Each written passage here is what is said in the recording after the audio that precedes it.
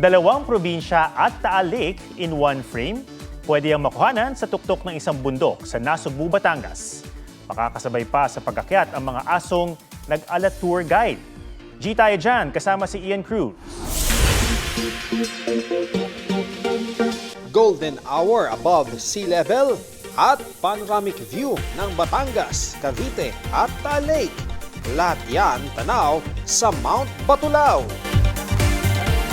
Kilala sa grasslands nito at rolling hills. Kung first-timer, hindi ka mahihirapan dahil beginner-friendly ang trail. May mga rocky trails din na swak sa adrenaline junkies. Pero ang highlight ng Batulao experience mo, ang dog hiking buddies.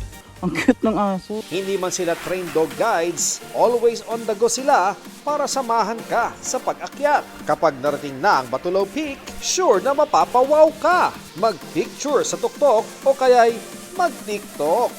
Kabog. Sa mga nagbabalak umakyat, magbaon ng sunscreen at sapat na tubig.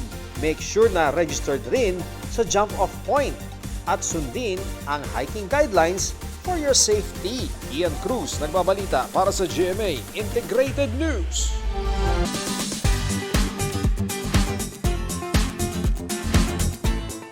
Safety at well-being ang tila naging advocacy ng mga kasali sa isang pageant sa Tacloban.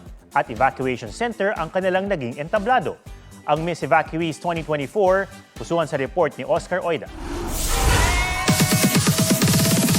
It's the most elegant night in the Philippines.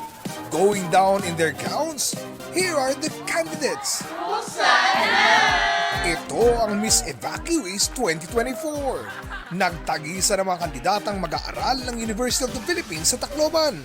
Nasa dormitory sila at pina-evacuate sa University Library dahil sa bagyong Pepito para matanggal ang inip at pag-aalala.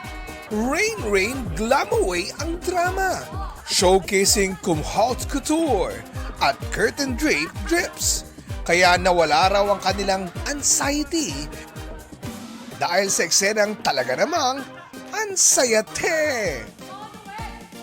Oscar Oida, nagbabalita para sa GMA Integrated News.